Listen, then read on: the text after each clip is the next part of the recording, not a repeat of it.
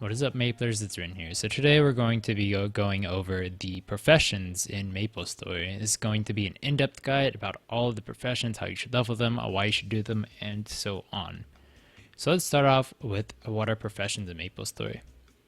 Professions in Maplestory are a nice way to gain range by crafting things or crafting items and going to explore and find other things. In these professions, we have two categories. We have the harvesting category, which has two professions in it, being mining and herbalism. These are the core professions that help you use the other next three professions we're going to talk about, which are the crafting professions. In the crafting professions, we have alchemy, we have smithing, and we have accessory crafting. You must learn mining to pick smithing and accessory crafting, and you must learn herbalism in order to pick alchemy, which is why I say mining and herbalism are the two cornerstones of actually crafting and using professions. Normal servers can only pick 3 professions. I'm not sure which 3 professions you should pick in normal servers, but I assume mining and smithing are definitely core. Reboot, however, can pick all 5. As you can see here, I have all 5 professions. They're all leveled, so we got that going for us. In professions, we have this thing called fatigue, as you can see right here. You gain fatigue every time you craft and such. This fatigue will reset every hour on the hour by 20. So every hour on the hour it will reset by 20. So it will restore 20. So I'll go from 16 to 0, assuming I have 16. At midnight in Pacific Standard Time, the fatigue will reset completely down to 0. So any fatigue you have up to that point will be completely wiped and gone down to 0. So you can start crafting anew. So that's a nice little bonus. If your fatigue is at, let's say, 196 and you need 5 fatigue to craft an item, you could still craft that item, but your fatigue will go to 200 and you can no longer craft anything else. Ardenmill is the main city in which professions actually take place. To get to Ardenmill, you're either going to want to go to a town and find something right here, which is a portal to the crafting town Ardenmill, or you can use the quick move to get there, or you can go to your profession tab and you can press the Ardenmill move to Ardenmill button, and that'll teleport you to Ardenmill within most maps. You must be level 35 and have your second job advancement in order to actually come to Ardenmill. So now that we've talked about that, let's go over the harvesting professions, most notably mining. So to start mining, you're going to want to talk to Cole. You'll have a quest right here that says learn mining, and you will begin learning mining. You no longer need a shovel in order to mine, so that's something to keep in mind. To go mine ores, we're going to go over to this portal right here, and we're going to go to one of the herb patches. In this case, since we're high level, we're going to go to the expert herb patch, and we'll climb up all the way to the top. In order to mine, you must have the NPC chat / Jarvis button keybound somewhere. It's default on the spacebar. So have it there, walk up to the ore, press spacebar, and assuming you're within the level or close enough level, or you get pretty lucky, it will successfully mine. Occasionally it glitches out, as you saw there, and it won't actually fully mine on the first attempt, but that's just Nexon coding in a nutshell. When you mine, you're going to gain 1 fatigue every single time you mine. As you can see, we're at 62, and now we jumped up to 63 after successfully mining. So that's something to keep in mind. You can only harvest 200 times an hour, assuming no fatigue resets. The reasons to mine include getting insight. As you can see here, I get insight from mining. That'll give you ignore elemental resistance. You can get diligence if you refine the ores. And it'll let you use accessory crafting and smithing properly, because you do need ores in order to refine them into things needed for smithing and accessory crafting. So that is why you would mine. If you talk to Cole over here, you could turn in some of the ores, the gray ores you've seen on the ground, into these little pouches, and these pouches will give a random ores with a random number attached to them. So that's just a nice little bonus. You want to hold on to those to see if you can get some bonus ores. If you plan on refining your ores, you're going to have to go over to this little hammer thing, and you're going to want to go to the mining tab, and you're going to need to press craft. Assuming you have the materials, you will be able to craft them. As you can see there, it refined and we obtained iridium. When you are refining, there is a chance you can get magic powder. As you can see on this thing, it states Crystal ore that radiates luck. It can be refined to obtain rare magic powder purple. So that means there is a chance, not a big one, but there is a chance to gain purple magic powder if I were to refine this. So I refine this, there's a chance I get it. I do not know the exact rate of getting purple magic powder. I just know that to me it's more useful than the normal ores because it's much harder to obtain. Herbalism works in a very similar fashion. You talk to Saffron to start it. It'll have a learn herbalism quest-esque thing, and then you can go over here and follow his quest line. I believe there's only one quest you actually have to do before you can use this patch, and you can start harvesting. So as you can see, we started harvesting. Stuff comes out just like it did for mining. This little yellow root thing right here is just like the gray ore thing that we were getting for mining, and this is the actual purple item that comes out of the flower when you harvest it. There you go. You can see we failed and we got it anyway. And just like with mining, you can talk to Saffron and you can trade in your herb roots. Assuming you have 100, you can get this herb pouch, and it works exactly like the ore ones did, except just for herbs. The reasons to do herbalism include getting purple magic powders for smithing, which can be obtained from mining as well, getting flowers and seed oil in order to do alchemy in case you want potions for, let's say, resistance potions or something like that. Or if you want empathy for the buff duration. Every time you successfully harvest a flower, you gain 5 empathy. As you can see, we failed there. We're currently at 38. We failed again. So we're currently at 38. And there you see, we bump up to 43. And also, when you refine your herbalism, or rather your herbs, you also get diligence from that. Every single profession, when you refine it, will give you diligence. So you can see we go to herbalism, and then we just level up that, or rather craft that, and you will see in this bottom right hand corner, we will get diligence, and we got the item we wanted. I believe there is a slight chance for these to be refined into purple magic powder. Yes, there is. So it works like mining, where these things have a very small chance to be refined into purple magic powder, but that is RNG, and I have no idea what the numbers on them are. So now that we've gone over the 2 core professions, let's talk about the crafting professions. So in crafting professions, we have accessory crafting, we have smithing, and we have alchemy. Before we start talking about each profession individually, let's talk about things that overlap with every single the 3 crafting professions. So every single one of these 3 crafting professions is a max level of Meister, or 3, or 12, my bad, depending on what you want to call it. I'll just call it level 12 for this, but it's called Meister by Nexon. When you craft items, you will gain fatigue, like so. Certain items will give different fatigue. Most of them only give 5. Like if you look at these, only 5, but it looks like high level ones give more. These ones are giving 10. It'll show the required level you need to be to craft stuff right here. It shows the success rate right here in the current level, and then you can see how much success rate you will have in the next level if you look right here as well. Just click on the item and it'll show that. And this premium right here just means the chance of you to get higher or lower stats on gear. So, like for example, this one has +1 weapon attack. Actually, maybe that's a bad example. You'll take this one for example. This thing has +2 weapon defense because it was premium. Has a 20% chance to do that at max level. And then it has a chance to get a bonus potential as well. Or that has a chance to get potential, but that seems to be completely RNG.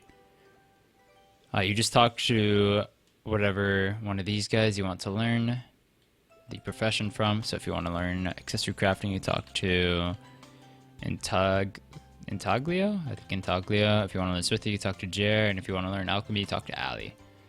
These professions all give you something cool when you hit Meister. Hold on, let me hit Meister really quick. Actually, we could just craft. So when you hit Meister, you get an effect for each one. The effect you get for each one is actually different depending on which one you pick. In this case, we're going to be hitting Meister for accessory crafting. So we just craft something, hit Meister again, and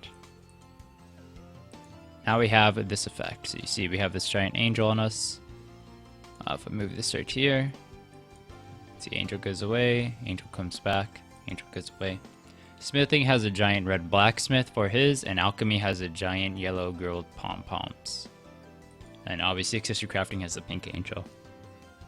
A Meister will decay if you go a day without actually crafting. Master Craftsman will decay in the same way. I do not know how much it decays per day, I just know it decays every day you do not craft. You can get it back up though, it's not too hard. I just keep a few things in my inventory to craft rings and stuff like that in case it ever decays. It's not too big of a deal. Alchemy is the closest thing to the other two core professions because you use things you obtain via alchemy to actually do smithing and accessory crafting. So I consider alchemy one of the most important, and because of that we will start with alchemy. In alchemy, the reasons to do alchemy are because you get diligence for scrolling your weapons should you need that. In a normal server, you can extract items for item crystals and philosopher stones. As you can see here, item crystals and philosopher stones. These are used to craft other items. Go ahead and demonstrate that. Press the extract button, and in this case, let's say I don't like my... Let's say we don't like our pan lid. We can go put our pan lid in here. You can extract it. It does take a while, you do have to do these individually, but it is definitely worth it. Now you can see I got a basic item crystal. The item crystals you get from items varies upon level, and it can be somewhat RNG, so keep that in mind. Other reasons to do this include fusing your items together. Fusing equipment makes it so we can get potentials on your items, or potentially get potentials on your items, which are very, very nice. To fuse items, you're going to want to go to NAC, and you're going to want to buy alchemist stones. In this case, I will buy 2. Actually, this ties into how we're going to level alchemy. We'll get into that in a little bit. Other reasons to do alchemy are potions. If you want to make potions for bonuses, such as buffs, like these, weapon defense, obviously somewhat useless, but there's useful ones such as attack, as you can see here. There's status resistance ones. You go over to the secret pills, which I cannot find because navigating this thing is honestly somewhat hard. Just because of the sheer amount of stuff here. Ah, here we go, secret pills. You can make things such as EXP potions. You can make wealth acquisition potions. You can make invincibility potions. Yes, that's as broken as it sounds. Make resistance potions, also very, very strong. I actually need to level my alchemy to do this myself. Another reason to do this is for the transformation potions. If you want to go run around as muscle stone, I have no idea what that is, or the sage cat, that little cat on the cloud, you can go ahead and do that as well. So to level your alchemy, you're going to want to fuse items together. In this case, you're going to want to fuse anything you can find in Henesis. So we'll go over to the Henesis General Market, and what you're going to want to do is you're going to want to buy a few items from here. In this case, we'll buy blue sneakers. Where are the blue sneakers at?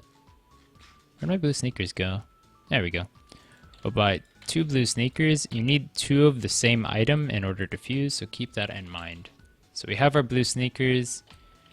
Now we'll go back to Ardent Mill, we'll fuse them together, and this is how you're supposed to level alchemy up until level 10. When fusing items with no potential on them, there's a chance that you get a potential on them. Fusing no potential will have the chance to either give you a no potential or a rare potential. Fusing a rare or a no potential will either give you a no potential or a rare potential, I believe. Fusing 2 rares together gives you a chance to get a epic potential, however that's somewhat unlikely, and I believe using 2 epics together can get you a unique, but I have not tested that myself. That's just what I've been told. That's one way you can get epic potentials on your gear though. So we take a blue sneaker, like so, and we take a blue sneaker like so, and we use the alchemist stones we had already bought earlier. Where did they go? I cannot find them, but we bought them earlier. You guys should remember that. And we fuse them together. Oh, there they are. They're right there.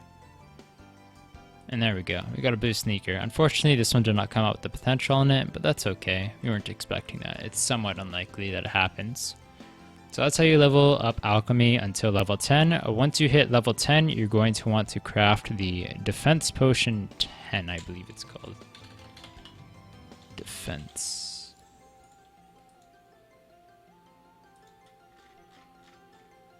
Where are you? This thing right here.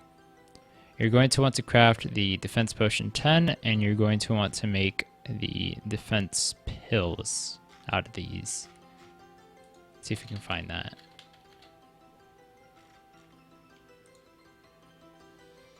Oh, these things, the Advanced Defense Potions. You're going to want to make these. This is how you level up past level 10 to go up into Meister Alchemy. So you craft these, and then you make the Advanced Defense Potions. And there you go. That is Alchemy in a nutshell. Now let's talk about smithing. So smithing in normal servers is much more useful than it is in Reboot. In normal servers, you can craft cubes and such with smithing, but in normal servers, you cannot do that. The reasons to do smithing is, of course, diligence, like every other profession, just to get that chance to scroll. It's useful for normal servers, but irrelevant for Reboot. Another reason to do smithing is if you want to craft arrows, you want to craft androids and hearts. The hearts are not permanents, by the way. You want to craft dragon equipment for your Evan dragon. Good luck farming these, by the way. The recipes are a pain. Or you want to craft fearless things, like so. The Fearless Prelude is actually the endgame shield on Reboot for the Evans, so it's pretty nice to craft that. You can always get it from the Wise Chief Priest in Shaolin, though. Other reasons to do smithing include crafting Japanese gear if you're progressing from your Frozen or your Pensala gear and cannot quite do Sira yet. You're going to want to try and work on a Japanese gear in order to improve your range. As you can see here, Japanese gear. The recipes can be found via Mori Renmaru. You can get these legendary armor shards from bosses, just killing bosses, and you can get magic powders from refining purple things in mining and harvesting.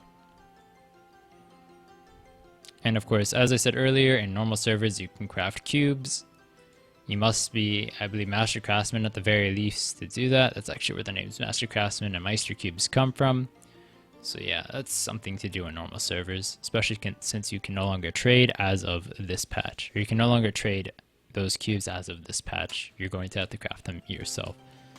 So in order to level your smithing, you're going to want to go to projectiles, and you're going to want to craft the quality bow. It doesn't matter which one you pick, but you're going to want to craft these from levels 1 until level 4.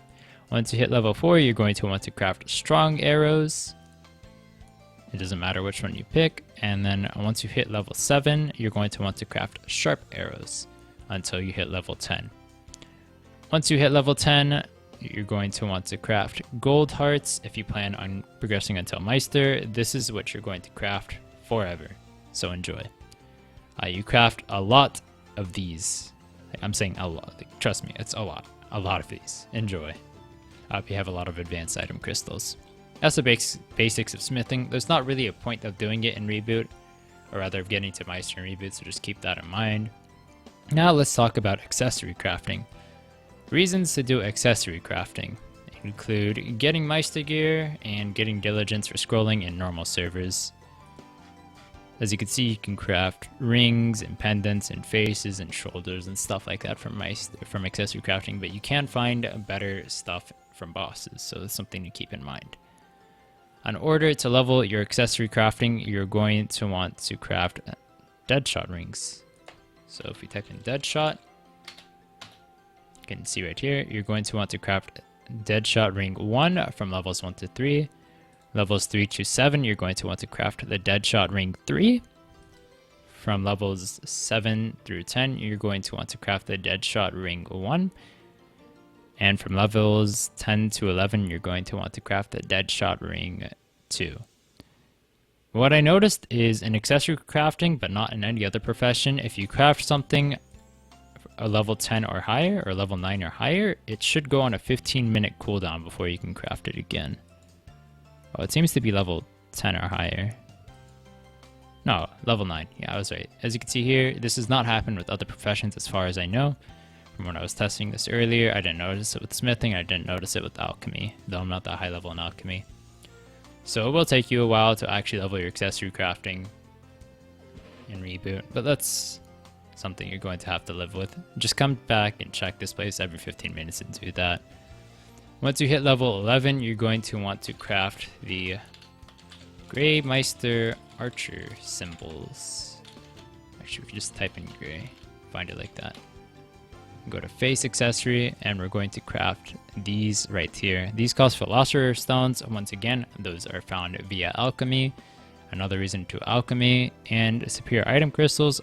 Once again, another reason to do Alchemy. We'll actually craft one of those right now.